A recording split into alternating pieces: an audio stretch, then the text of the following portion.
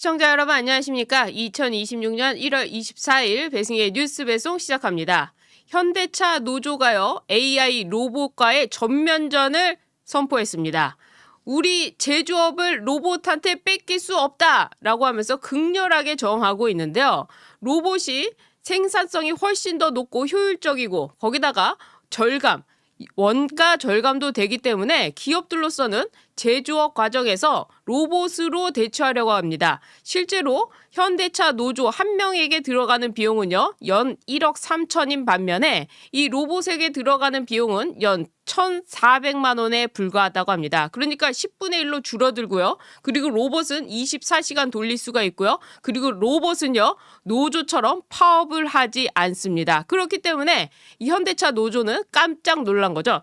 이번 현대차가 미국 라스베거스에서 차세대 로봇 그리고 이 아틀라스 상용화를 하겠다라고 발표하니까 영원할 것만 같았던 이 직장, 현대차 직장이 없어진다고 하니 이 노조가 난리가 났는데요. 그러게 있을 때 잘하지 그랬니? 라는 생각이 듭니다. 자, 그런데 이 사실은요. 이 AI 로봇이 와야 되는 직업, 이 직업 중에 하나가 판사가 아닐까 생각을 하는데요.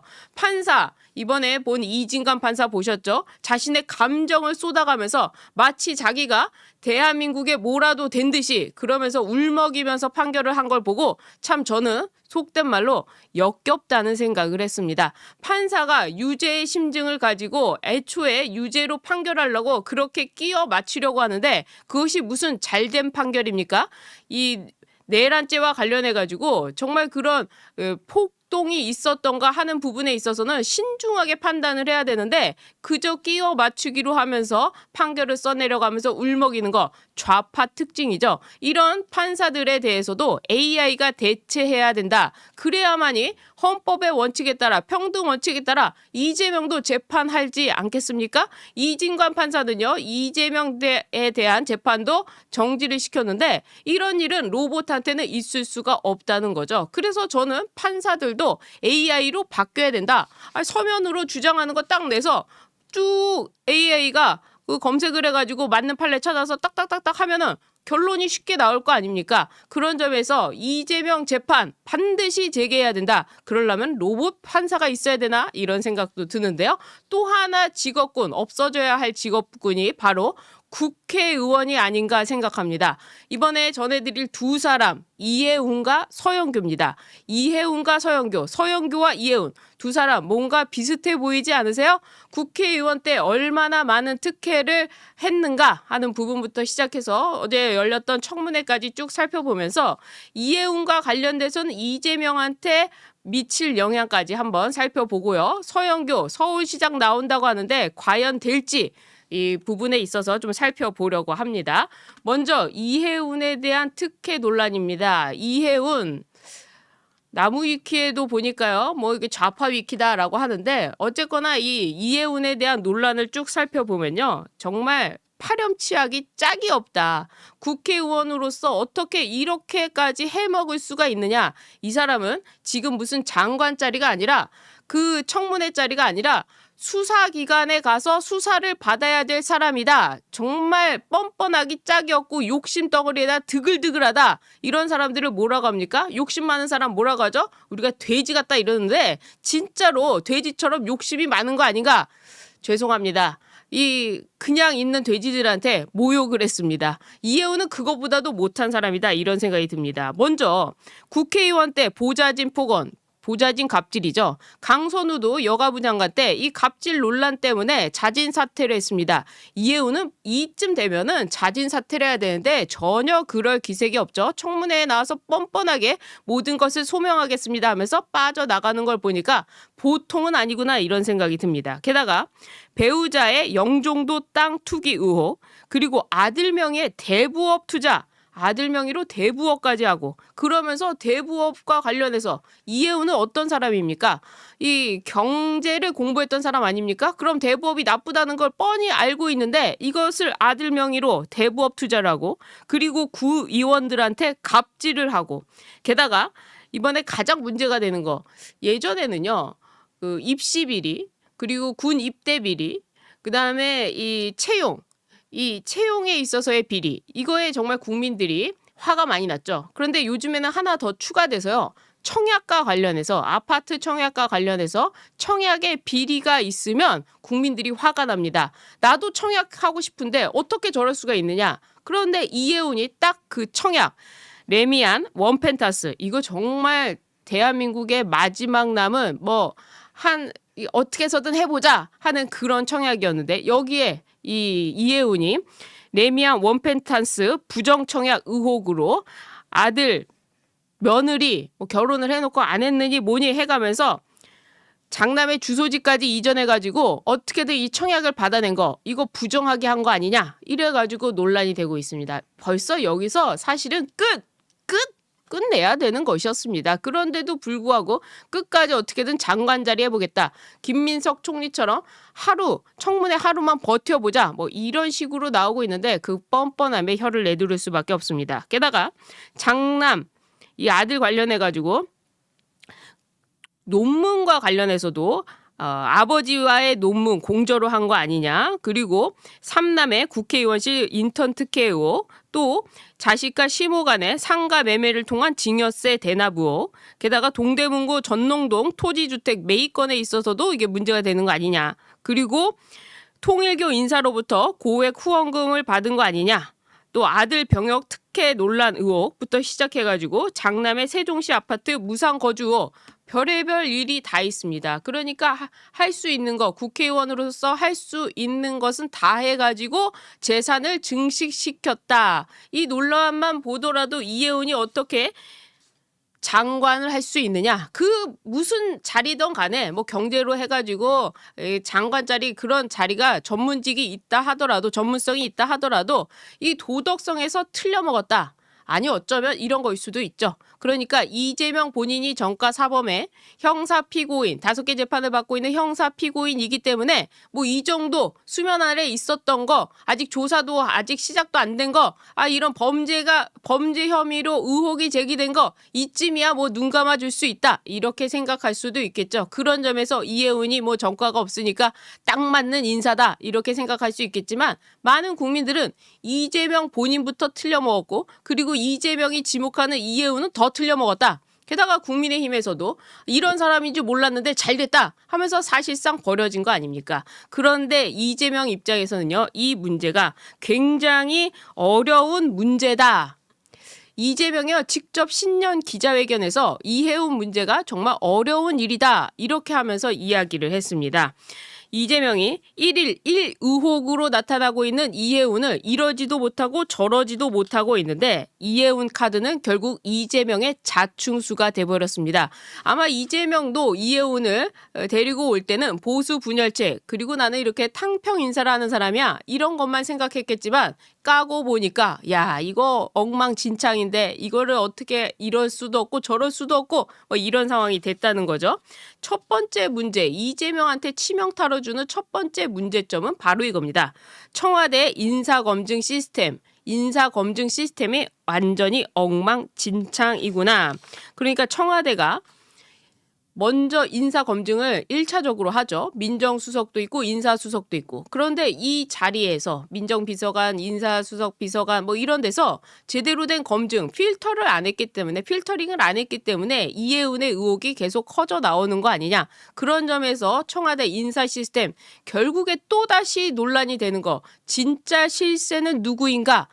애지중지현지 그현지 이렇게 생각할 수도 있다는 거죠. 그런 점에서 완전히 청와대가 지금 뭔지 모르는 비선 실세로 가는 거 아니냐 하는 의혹이 제기될 수밖에 없다는 점이 있고요. 또 만약에 이런 이혜훈을 임명 강행할 경우에는 또 어떻게 됩니까?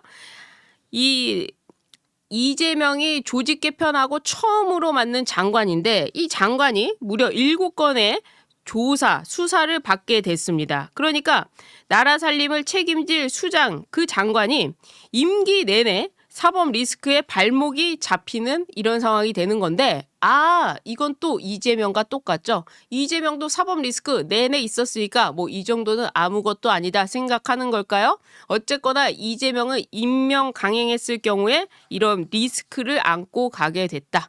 그래서 투명하지 않게 됐다. 자, 두 번째로 이재명이 지명 철회를 할 경우에는 어떻게 될 것인가? 자기가 보수에 있는 사람을 데려와서 그리고 청문회까지 열어봐야 되지 않겠느냐 했는데, 만약에 이 청문회에서 이혜원이 제대로 소명하지 않을 경우, 또 소명이 됐다 하더라도 그것이 다 사실인 경우, 그러니까 어느 정도 것 간에 이혜원을 지명 철회하는 것은 결국에 야당에 굴복하는 이런 입장이 되기 때문에 지명 철회도 쉽지 않고, 지명 철회를 한다고 하는 건 다시 앞서 말씀드린 대로 청와대 인사 시스템에 문제가 있다는 것을 자신들이 인정하는 꼴이 되기 때문에 지명 철회를 하기에도 부담이 되는 이런 상황인 겁니다. 게다가 가장 뼈아픈 대목은 이거죠. 통합 인사 이 자체가 설득력을 잃게 되는 겁니다.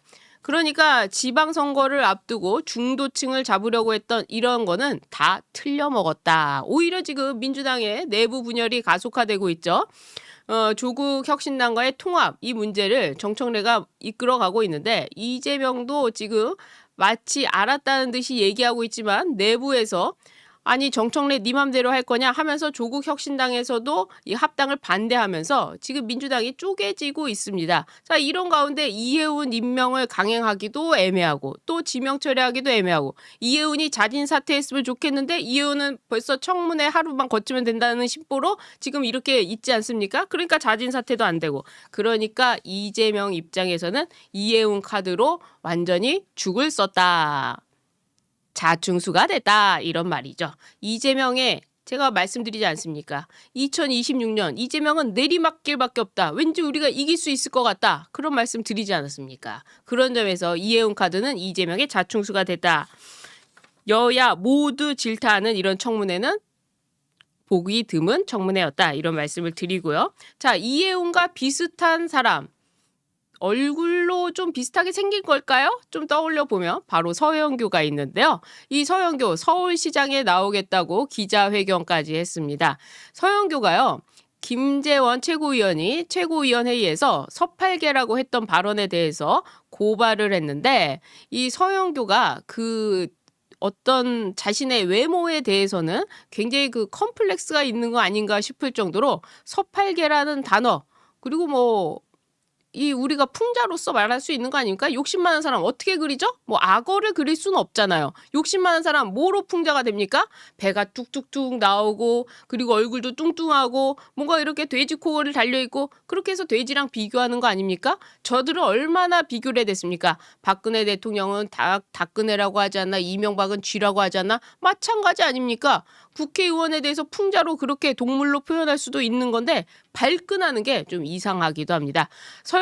서영교에 대한 이 논란, 이것도 나무위키에 있는데요. 나무위키에 있는 것만 한번 다시 읽어드릴게요. 국회의원 딸 인턴 논란. 2013년 10월 당시 대학생이었던 자신의 딸을 국회 인턴직으로 임명해서 5개월 동안 경력을 쌓게 했다는 사실이 신문기사를 통해서 나왔습니다. 자, 그런데 2015년에 이미 친동생을 비서관 자리에 앉혀서 구설수에 올랐음에도 불구하고 2016년에 또 한 번 이 사건이 터졌으니까 이거 뭐냐, 국회의원 자리를 가지고 가족 회사 만드는 거냐, 이런 논란이 있었던 거죠. 그런데다가 그 인턴을 한 딸한테 인턴 월급이 나갈 거 아닙니까? 그런데 그 인턴 월급을 자기 후원금으로 사실상 국회 예산을 유용했다는 점까지 이것도 문제가 됐습니다. 그러니까 이 자신의 딸을 인턴 비서로 채용하면서 5개월치 월급 급여 480만 원을 정치 후원금으로 사용했다는 의혹까지 드러났었고요. 게다가 그 국회 인턴을 거친 서영교의 딸이 2015년에 로스쿨에 입학했다는 것도 논란이 되고 있는데, 스펙에 있어서 국회 인턴만큼 훌륭한 스펙은 거의 없었던 것 아니냐. 그런 점에서 요것도 굉장히 논란이 됐었고 학부에서는 서영교의 딸이라는 이유로 서영교가 여기저기 홍보를 하고 다녔기 때문에 로스쿨 입시 당시 교수들이 국회의원 딸이라는 사실을 모를 수가 없었다고 합니다. 이런 것들이 여기 다 이 나무 위키에 들어가 보면 있는 겁니다. 저는 이런 기사를 읽어드리는 겁니다. 게다가 서영교 본인에 대한 또 문제점, 본인에 대한 석사 논문 표절 논란도 있었고요. 게다가 50대 친오빠 공기업 취업 논란, 신입 입사를 했는데 무려 54세, 회사 대표가 50세. 그래가지고 여기 원래 20대, 30대가 들어가는데 서영교 친오빠가 어떻게 공기업으로 들어갈 수 있느냐 이런 논란도 있었습니다. 게다가 성범죄자 재판 청탁 논란. 이거 뭐 아시죠? 다 이거 바바리맨. 그 바바리맨의 여성을 끌어안으려고 했던 아주 추악한 범죄. 성범죄는 지금 사실상 인격을 살인하는 그런 죄 아닙니까? 그런데 그 재판에 대해서 그 판사를 자신의 의원실로 불러가지고 벌금형의 선처를 받게 해달라라고 요청했다는 기사가 있었죠. 자, 이런 의미에서 서영교가 과연 국회의원이나 할 수 있는 것인가? 그런데 서울시장을 나온다니 정말 어처구니가 없는 거죠. 게다가 군장병 팬티 예산 삭감 거짓말 논란. 윤석열 정부, 윤석열 대통령을 깎아내리기 위해서 있지도 않은 군 예산 깎았다. 그것도 팬티 예산을 깎았다 하면서 일부러 자극적인 얘기를 했는데 그거 다 거짓말이었다는 거죠. 게다가 서영교는 또 뭐라고 했느냐.